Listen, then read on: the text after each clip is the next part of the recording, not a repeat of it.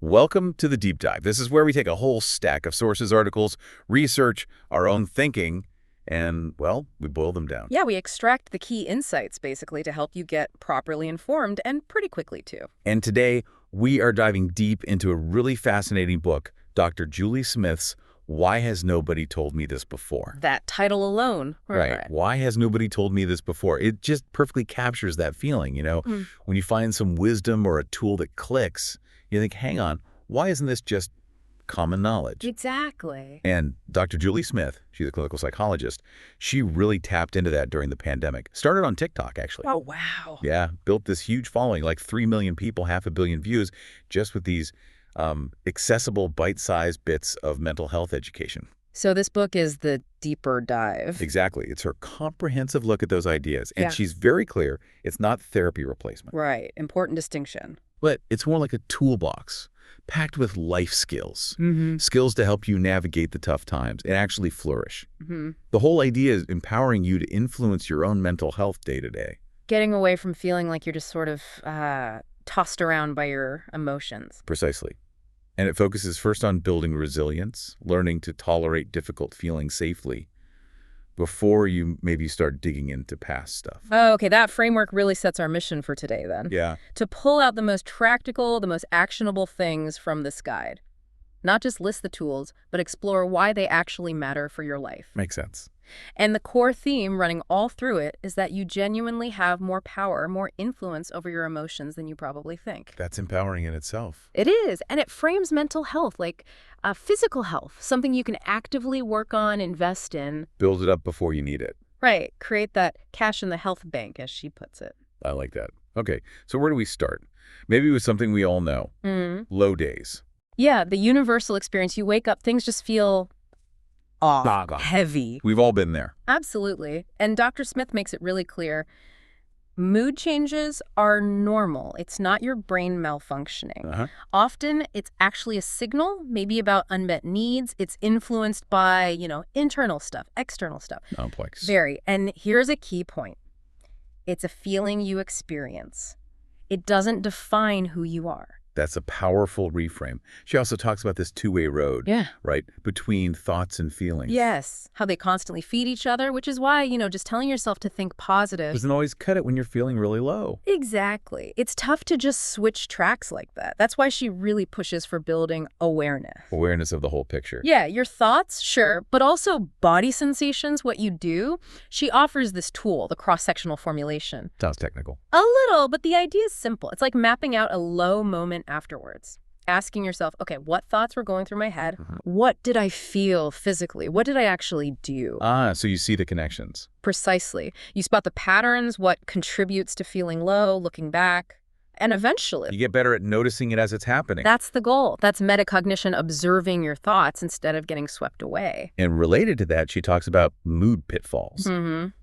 Those urges for instant relief that feel good now, but... make things worse later, like a vicious cycle. Exactly. Maybe numbing with, endless scrolling or drinking or just totally withdrawing. It makes you stop and think, doesn't it? What are my go-tos when I feel rubbish?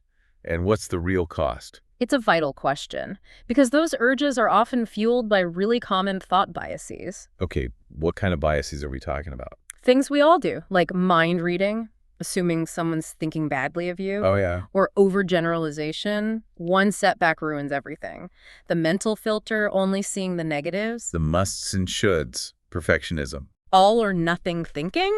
Black and white. These are normal. But just knowing about them, noticing them. Takes away some of their punch. Absolutely. Understanding is the first step. So how do you actively challenge them then, once you spot one?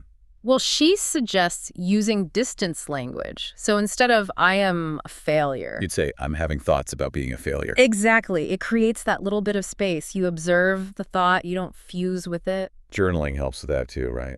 Or maybe talking it through. Definitely. Yeah. Talking to a trusted friend who gets it. It all links back to where you put your focus. Okay. She has this great line. You cannot control the thoughts that arrive in your mind. The part you can control is what you do once they appear. So it's about the response. Yes. And that's where mindfulness fits in. She calls it a driving lesson for managing the mind. Just watching the thoughts, letting them pass, no judgment. Right. not getting caught up. And another simple but really powerful tool is gratitude practice. Just noticing things you're thankful for. Yeah. Purposefully turning your attention there. It's not just nice in the moment. You're literally building a mental muscle for accessing positive feelings. Okay, so we understand low mood a bit better. We see the pitfalls and biases. How do we actually start turning bad days into better ones? Through decisions, actions. Right. Because low mood can really paralyze decision-making, often because of perfectionism creeping in. Wanting to make the perfect choice. Which doesn't exist. So the key is aiming for good decisions, not perfect decisions. Anything positive, no matter how small, is a step forward. Exactly. And importantly, basing those decisions on your values, your sense of purpose, not just how you feel right then. Because feelings change, but values are more stable anchors. Precisely. And once you make that small, good decision, it's about consistency. Yeah. Small, sustainable changes. Laying down those new pathways, new habits gradually. And a big part of enabling that, she argues, is tackling self-criticism. Oh, massively. Self-criticism just digs the hole deeper, worsens mood, kills motivation. So the alternative is? Self-compassion. Treating yourself like you'd treat a good friend going through a hard time. With kindness, honesty, encouragement. Yeah, being your own, as she puts it, parent, coach, or personal cheerleader. Being on your own side. That actually boosts motivation, right? Unlike criticism. Absolutely. Research backs that up. To help visualize these positive changes, there's that solution-focused miracle question. Yeah, it's a great tool. Imagine you wake up tomorrow, and magically, the problem's gone. What's the very first small thing you'd notice that's different? It shifts focus from problem to solution. Exactly. Helps you see what you're aiming for, identify those small first steps. And underlying all this, she really hammers home getting the basics right. Calls them the mental health defense players. Foundational stuff.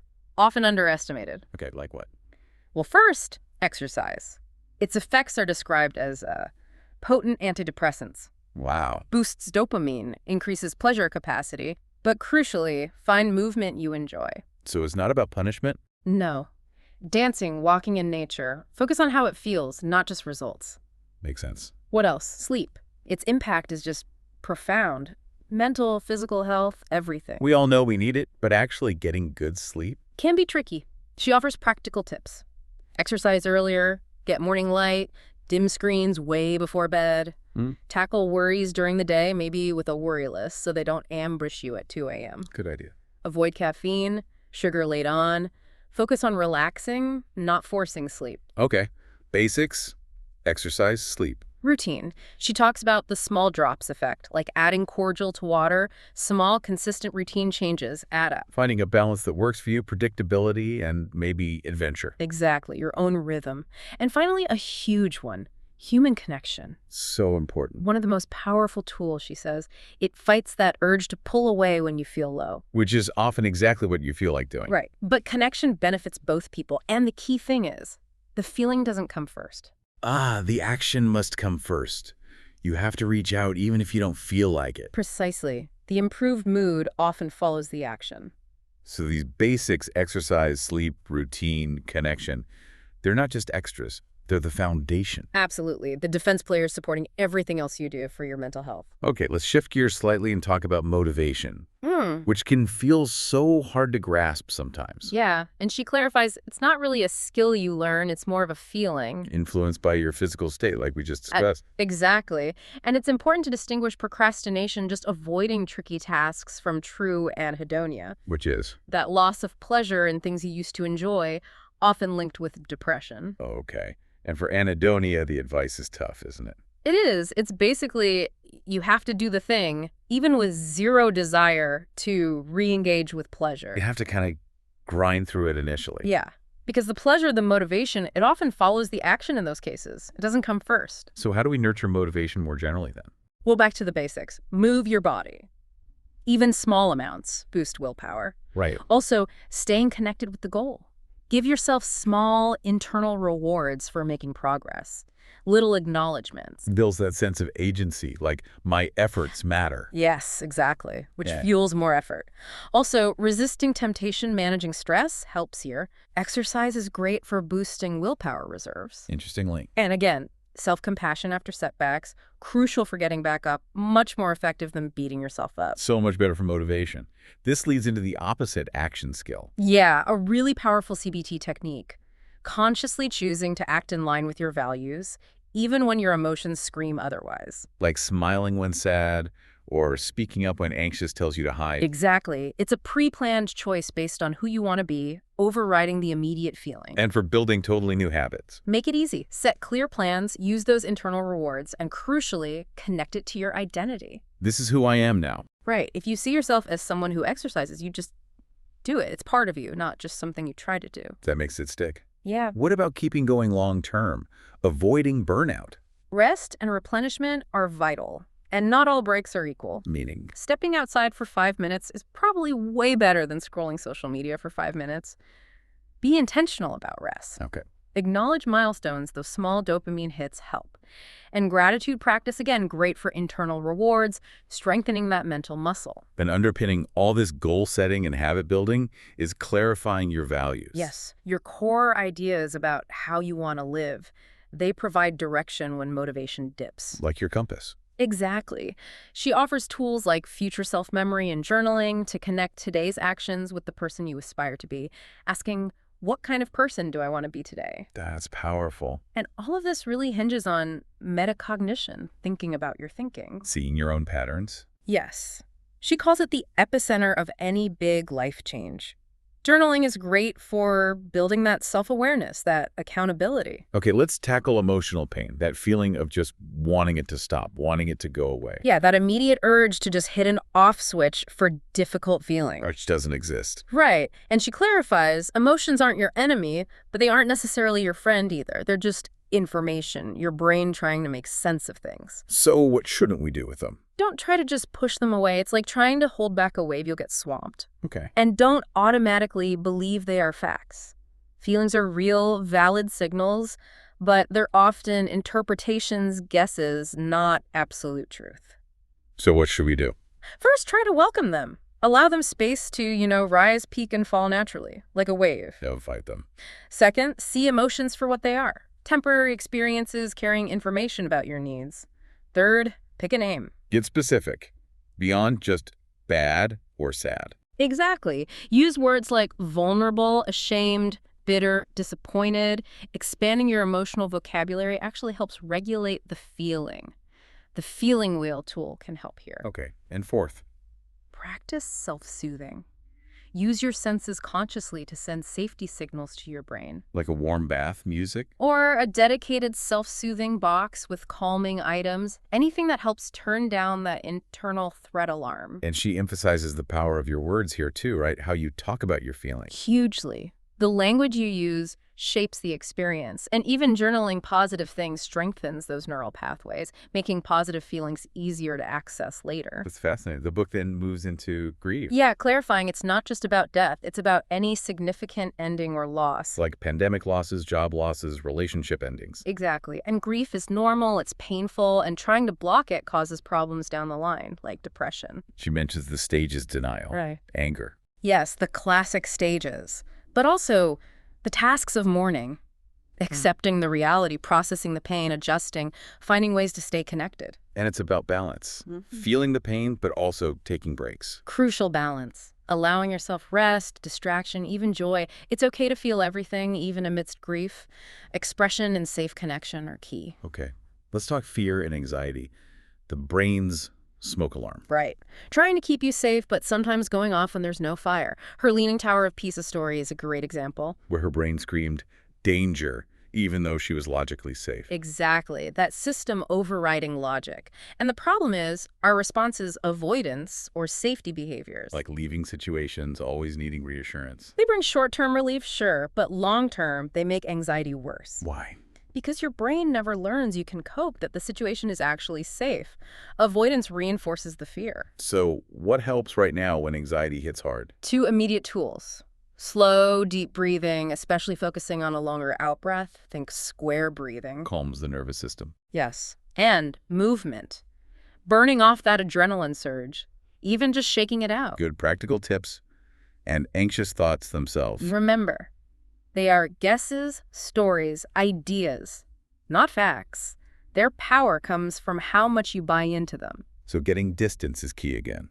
Mindfulness, distance language, seeing them as thoughts passing through. And spotting those biased thoughts that fuel anxiety, catastrophizing. Overgeneralizing, labeling, I'm just an anxious person. She suggests fact-checking them, asking, what's the actual evidence here? Right. And remember that spotlight of attention. You control where you direct your focus. Shifting it can make a huge difference. And compassion helps. Definitely. Self-compassion or receiving it from others turns down the threat response, as does reframing seeing a threat as a challenge. Or acting in line with your values, like being someone who lives with courage. Exactly. Acting as if, even when scared. Okay, moving towards the end, let's clarify stress versus anxiety. People use them interchangeably. They do, but stress, fundamentally, is your body gearing up for action. It can be a valuable tool for performance. So stress isn't always bad. Not at all. We need it for a challenging life. The goal isn't zero stress, it's managing it and making sure you replenish afterwards. Because chronic unmanaged stress leads to burnout, which is serious, often linked to feeling lack of control, reward, community, fairness, or values alignment at work or elsewhere. How do you cope in those high-pressure moments then? Coping when it counts. Mindset is huge. Viewing stress as an asset that helps you perform. Interesting shift. Using performance affirmations, short, instructional guides on what to do, reframing threat to challenge, adjusting your visual focus, widening your gaze can actually calm you. Wow. And working on your relationship with failure. Seeing it as learning, not a personal indictment, building shame resilience. That ties into self-doubt and fear of criticism. Yeah, our brains are wired to care what others think the looking glass self. People-pleasing is often a learned survival tactic.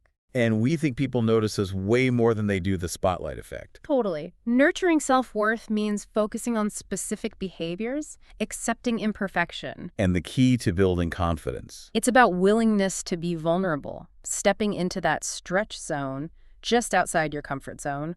That's where courage and confidence grow. Not by staying safe. Right. And she challenges the whole self-esteem industry. High self-esteem isn't the magic bullet it's made out to be. And positive affirmations can backfire if you don't believe them. Exactly. It can make people with low self-esteem feel worse. Self-compassion is the better bet, being your own constructive coach, building belief through action. Okay, finally, let's talk about a meaningful life. She questions just wanting to be happy. Yeah, because humans aren't built for constant happiness. Life involves the whole spectrum of emotions like weather. And often, deep meaning and purpose involve pain, too. Absolutely. Think parenting, deep relationships, pursuing hard goals. Happiness often comes alongside these, not as the sole aim. So it's vital to know your values, how you want to live, versus goals, which are endpoints. Yes, values are the compass guiding you day to day. She has tools like the Values Check-In or Values Star to help you figure out what really matters in different areas, health, relationships, work, etc. And assess if you're living in line with them. Right. And remembering values can change, and they're yours, not what others expect. So creating meaning isn't about grand gestures. Not necessarily. It's often in the everyday details of your repeated behaviors.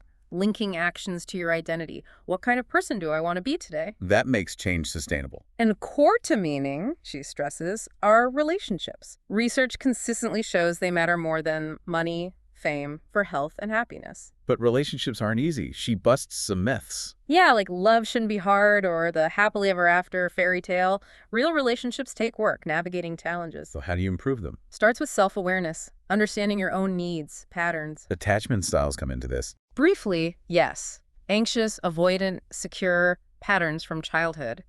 But crucially, not a life sentence. You can make conscious choices. Focus on connection. Yes.